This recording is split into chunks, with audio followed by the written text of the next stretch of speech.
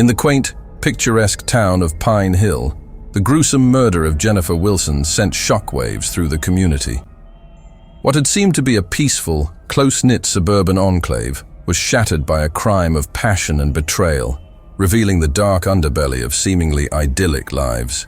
The lives of two couples, David and Lisa Thompson, and Matthew and Jennifer Wilson, intertwined in ways that would lead to obsession, deceit, and ultimately, murder. David Thompson was a respected architect, known for his charming demeanor and seemingly perfect marriage to Lisa, a dedicated schoolteacher.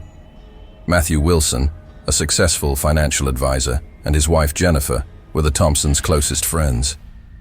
The two couples shared more than just neighborhood barbecues and weekend getaways. They also engaged in a consensual wife-swapping arrangement that initially brought excitement and novelty to their lives. However, beneath the surface of this unconventional lifestyle, dangerous emotions were brewing. David's fascination with Jennifer grew into an all-consuming obsession, one that Lisa, his wife, was painfully aware of. Jennifer, sensing the intensity of David's feelings, decided to put an end to the arrangement, not realizing the deadly consequences her decision would provoke. David and Lisa Thompson had been married for 10 years, and from the outside, their marriage appeared to be a model of stability and happiness. David was a successful architect known for his innovative designs and charismatic personality. Lisa, a third-grade teacher, was beloved by her students and respected by her colleagues. They lived in a charming house on Maple Street, surrounded by a well-tended garden that Lisa took great pride in. Matthew and Jennifer Wilson moved to Pine Hill 5 years ago and quickly became friends with the Thompsons. Matthew, a financial advisor, was outgoing and affable, always the life of the party. Jennifer, with her striking beauty and magnetic personality, was equally popular. The Wilsons brought a new dynamic to the neighborhood, and their friendship with the Thompsons blossomed over shared interests and mutual respect. The idea of wife-swapping was first brought up during a dinner party at the Thompsons' home. Fueled by wine and a sense of adventure, the conversation turned to the topic of open relationships. To everyone's surprise, the concept was met with curiosity rather than shock. Over the next few weeks, the idea was discussed more seriously, with all parties agreeing to boundaries and rules to ensure their primary relationships remained intact. The first encounter was awkward, but exciting. David and Jennifer, and Matthew and Lisa, exchanged partners for the night. It was a thrilling yet nerve-wracking experience, but one that left them eager for more. What started as a once-in-a-while experiment soon became a regular part of their lives, adding a spark to both marriages. Initially, the arrangement seemed to work well. Both couples appeared happier and more connected. They maintained their social activities, often hosting joint parties and going on vacations together. Their secret was carefully guarded, discussed only within the confines of their homes or during private gatherings. The novelty of the arrangement brought a sense of exhilaration, and for a while, it seemed like they had found the perfect balance. However, as the months passed, subtle changes began to surface, particularly in David's behavior.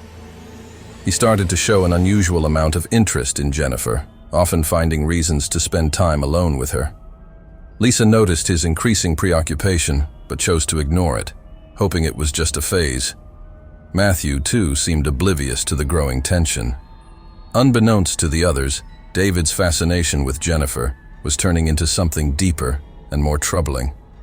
He found himself thinking about her constantly, replaying their encounters in his mind and craving more time with her. What had started as a harmless adventure was slowly morphing into an obsession that would have devastating consequences for all involved. David's fascination with Jennifer was no longer just a thrill. It had evolved into an all-consuming obsession.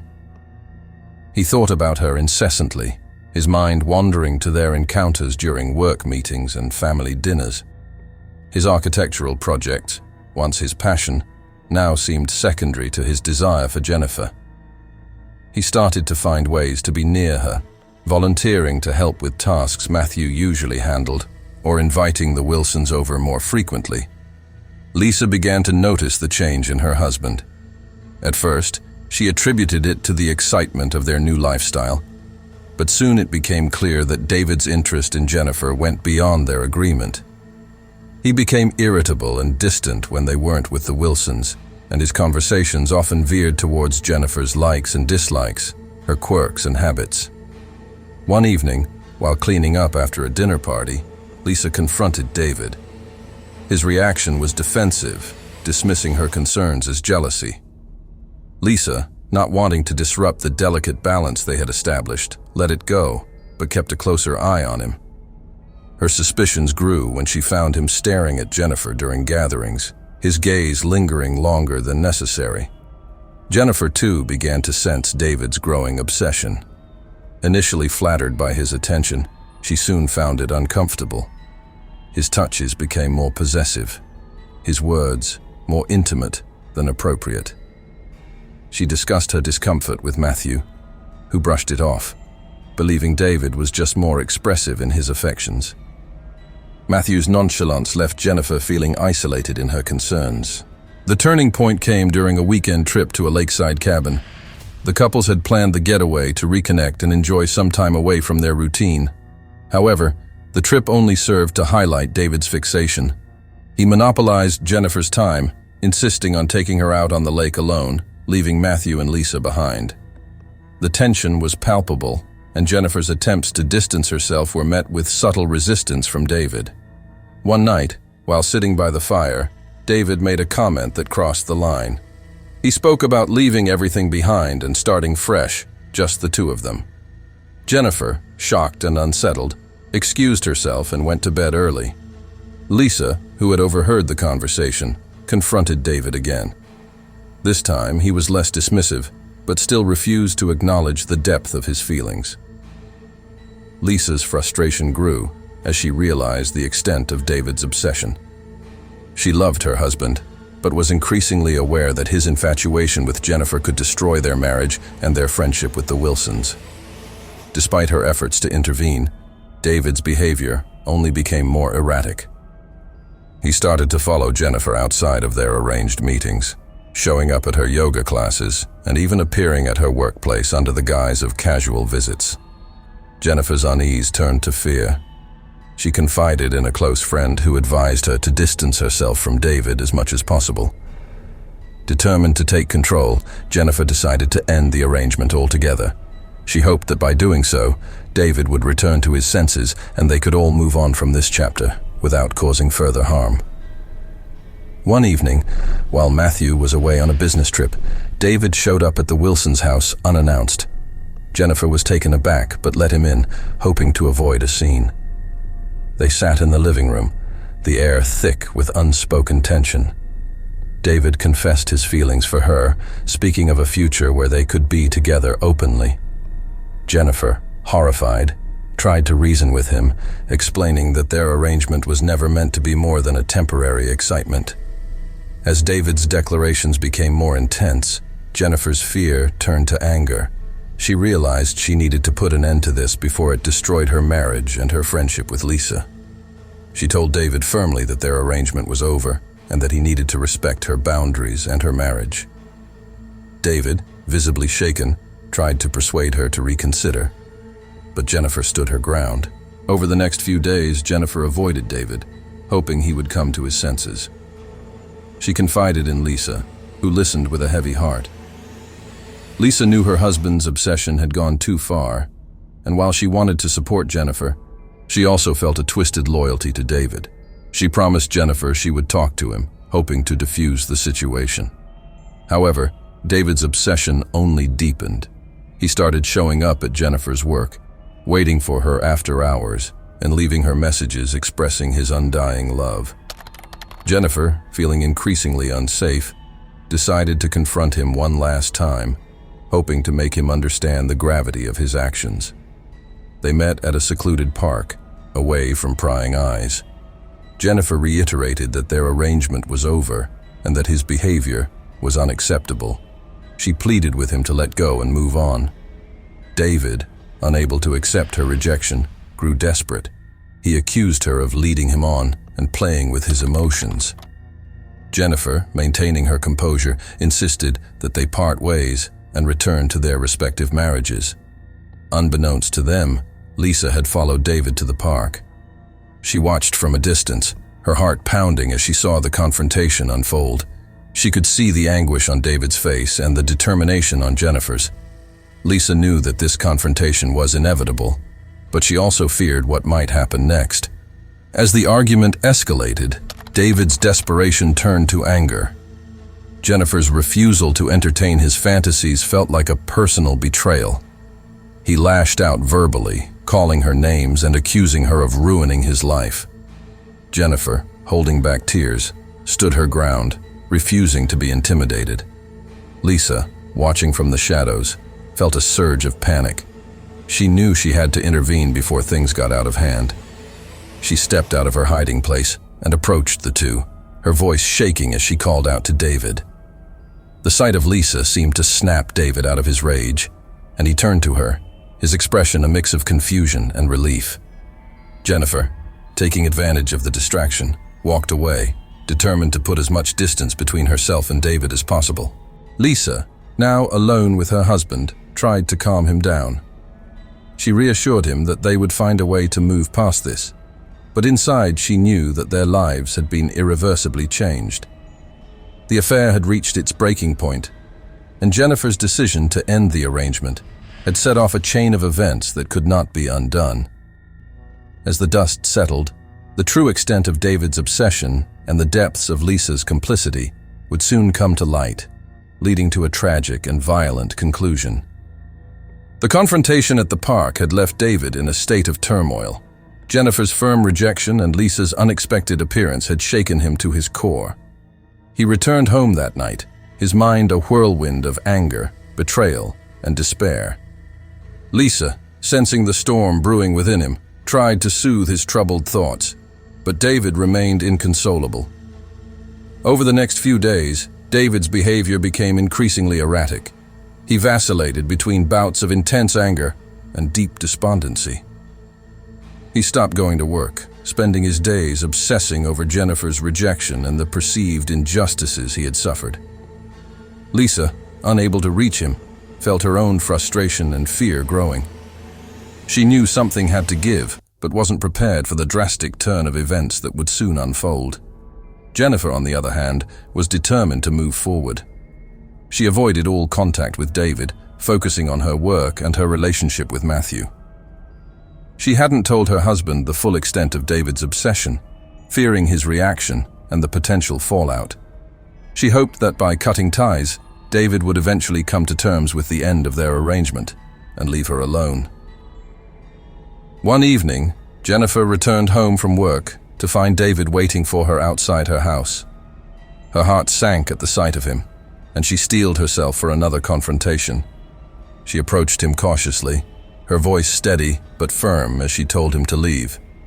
David, his eyes wild with desperation, begged her for one last chance to explain himself. Jennifer, sensing the futility of the conversation, tried to walk past him, but David grabbed her arm. His grip was tight and painful, and Jennifer could see the madness in his eyes. She struggled to break free, her voice rising as she demanded he let go. The noise attracted the attention of a neighbor who stepped outside to see what was happening. Seeing the neighbor, David released Jennifer and fled. Shaken and frightened, Jennifer thanked the neighbor and hurried inside. She called Lisa, hoping to find some way to resolve the situation without involving the police. Lisa, hearing the fear in Jennifer's voice, agreed to meet with her the next day to discuss how to handle David's increasingly unstable behavior. The next day, Lisa met Jennifer at a local cafe. Jennifer, looking exhausted and tense, explained the encounter with David and her growing fear for her safety.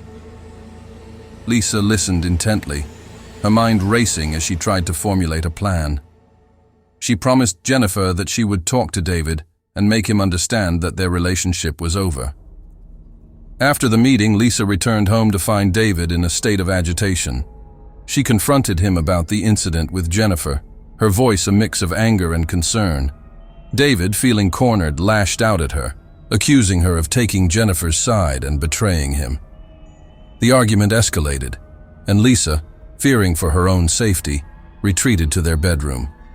That night, David's thoughts turned darker. He couldn't accept that Jennifer had rejected him and that his own wife was against him. In his twisted mind, he believed that the only way to resolve the situation was to eliminate the source of his pain. He decided that if he couldn't have Jennifer, no one could. On a cold, clear night, David made his way to the Wilsons' house. He knew Matthew was out of town, leaving Jennifer alone. He broke in through a side window and made his way to the bedroom where Jennifer lay sleeping. The sight of her, peaceful and unaware, fueled his rage and desperation. He grabbed a kitchen knife and approached her, his mind filled with a chaotic mix of love and hatred. Jennifer awoke to the sight of David standing over her, the knife gleaming in the dim light. She tried to scream, but David covered her mouth, his grip strong and unyielding. In a fit of rage, he plunged the knife into her chest, silencing her cries. As Jennifer's life slipped away, David stood over her, his mind a haze of conflicting emotions. In the aftermath of the murder, David fled the scene, his hands stained with Jennifer's blood. He returned home, where Lisa found him trembling and incoherent. She realized immediately what he had done and, in a moment of twisted loyalty, decided to help him cover up the crime. The life they had built, the secrets they had kept, were all at stake. Lisa knew that if they were to survive, they needed to act quickly and decisively. Lisa, driven by a twisted sense of loyalty and self-preservation, quickly took control of the situation. She led David to the bathroom, instructing him to remove his clothes and wash off the blood. Her mind raced with the urgency of their predicament. She knew they had to act fast to cover up the crime and protect their secret life. As David stood under the hot shower, the water turning pink around his feet, Lisa gathered his clothes and placed them in a plastic bag. She scrubbed the floor where he had walked, making sure to eliminate any trace of blood. Once David was cleaned up, she sat him down and forced him to recount every detail of what had happened. Despite his emotional state, David managed to provide a coherent account, his voice shaking with the weight of his actions. Lisa devised a plan. They needed to create an alibi and dispose of any evidence linking them to the crime. She called a trusted friend, claiming that David had been with her all evening, ensuring their alibi was backed up. Then she drove to a secluded area outside of town, where she burned David's blood-stained clothes and the murder weapon, praying that the fire would consume any remaining evidence. The police questioned everyone in the neighborhood, including the Thompsons. Lisa's carefully crafted alibi held up under scrutiny, and David, although visibly distressed, managed to avoid raising suspicion. The investigation seemed to stall, with no concrete leads pointing to the Thompsons. Despite their initial success in evading the authorities, the psychological toll of the murder weighed heavily on both David and Lisa. David became increasingly paranoid, convinced that the police were closing in on him. He withdrew from friends and colleagues, isolating himself in a web of fear and regret. Lisa, while outwardly composed, felt the strain of their secret pressing down on her. She became hypervigilant, scrutinizing every interaction and behavior for signs of suspicion from those around them. The weeks following Jennifer's murder were a blur of tension and deception for the Thompsons. Lisa took on the role of the stabilizer, managing David's paranoia while ensuring their public facade remained intact. She monitored the news for any updates on the investigation, relieved that the police seemed to have no solid leads. However, Lisa knew that maintaining their cover required more than just an alibi. They needed to create a narrative that would divert attention away from David. She suggested to David that he should appear more distraught over Jennifer's death to align with the community's grief and throw off any suspicion. At social gatherings and community meetings, David played the part of the grieving friend. He spoke of Jennifer with a mix of fondness and sorrow, his eyes often welling up with tears. Matthew, devastated and desperate for answers, seemed to appreciate David's empathy, never suspecting his friend's involvement in his wife's death. David's mental state deteriorated further, his guilt manifesting in nightmares and hallucinations. He started drinking heavily, seeking solace in alcohol, but finding only temporary escape. Lisa, fearing he might confess in a drunken stupor, kept a close eye on him, often staying up late to ensure he didn't leave the house. One evening, as David sat slumped over a glass of whiskey, he broke down. He confessed to Lisa that he couldn't live with the guilt any longer, that he needed to come clean. Lisa, panicked, tried to calm him down, helping him maintain their composure. She suggested they take a short trip out of town. They traveled to a secluded cabin in the mountains, hoping the change of scenery would help David regain some semblance of peace. The isolation provided a temporary respite, allowing them to plan their next steps without the constant pressure of the investigation looming over them. During their time at the cabin, Lisa reinforced the importance of their secrecy.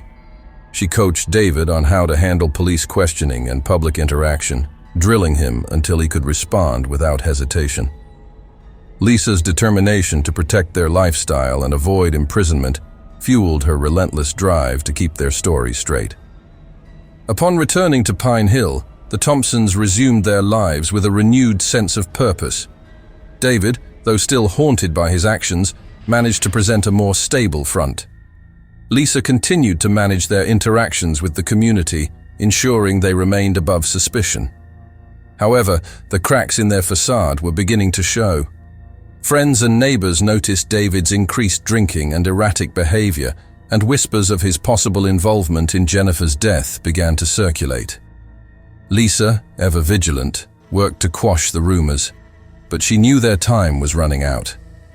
As the police investigation continued, new evidence came to light, pointing towards inconsistencies in David's alibi. The Thompsons' carefully constructed world was on the brink of collapse, and the truth was closer to being revealed than ever before. Detective Mitchell interviewed the Thompsons separately, noting any discrepancies in their stories. Lisa's carefully crafted alibi held up under scrutiny, and David's emotional state seemed consistent with that of a grieving friend. However, Mitchell's instincts told her there was more to the story. As the weeks passed, new evidence emerged. Forensic analysis of Jennifer's phone records revealed a series of increasingly desperate text messages from David, indicating his obsession with her. Mitchell brought David in for further questioning, pressing him on the inconsistencies in his alibi and the nature of his relationship with Jennifer. David, struggling to maintain his composure, stuck to the story Lisa had coached him on, but his nervousness and evasive answers only heightened the detective's suspicions. The turning point came when a neighbor came forward with crucial information. They had seen David's car parked near the Wilsons' house on the night of the murder, and remembered the strange behavior he had exhibited. This testimony, combined with the forensic evidence and David's erratic behavior, was enough for the police to obtain a search warrant for the Thompsons' home. During the search, the police found remnants of the burned clothing and traces of blood that had seeped into the floorboards, despite Lisa's thorough cleaning. This damning evidence, coupled with the witness testimony and phone records, painted a clear picture of David's guilt. The net was closing in on the Thompsons, and Lisa realized that their carefully constructed facade was about to crumble. She knew that their only chance of escaping a lengthy prison sentence was to come up with a new plan, one that would shift the blame away from them and onto someone else. As the police closed in, Lisa and David faced the harsh reality of their situation. The lies and deceit that had once protected them were now threatening to unravel completely, and the truth was about to be revealed in a way they could never have anticipated. As the evidence against David mounted, Detective Mitchell prepared to make her move. She brought David in for another round of questioning, this time with a different approach. She laid out all the evidence they had gathered, the phone records, the witness testimonies, and the forensic findings. David, cornered and overwhelmed, began to crack under the pressure. Mitchell pressed harder, suggesting that if David came clean, he might receive a more lenient sentence. David, unable to handle the weight of his guilt and the relentless questioning, finally broke down. He confessed to killing Jennifer, describing his obsession, the confrontation, and the moment he lost control. However, in his confession, David also implicated Lisa, revealing her role in covering up the crime. He described how she had helped him clean up, dispose of evidence, and craft an alibi. Mitchell, sensing the opportunity to get the full story, had Lisa brought in for questioning as well. Confronted with David's confession, Lisa initially denied any involvement. But as Mitchell detailed the evidence in David's account, Lisa realized there was no way out. Her carefully constructed lies had finally unraveled. She admitted to helping David, explaining that she had done it out of a misguided sense of loyalty and fear of losing everything they had built. The trial of David and Lisa Thompson captivated Pine Hill and the surrounding region. The courtroom was packed with reporters and curious onlookers, eager to see the conclusion of the tragic tale. David, charged with first-degree murder, and Lisa, charged with accessory to murder and obstruction of justice, both pled guilty to their respective charges. David was sentenced to life in prison without the possibility of parole. Lisa, despite her role in the cover-up, received a lighter sentence due to her cooperation with the investigation and her previously clean record.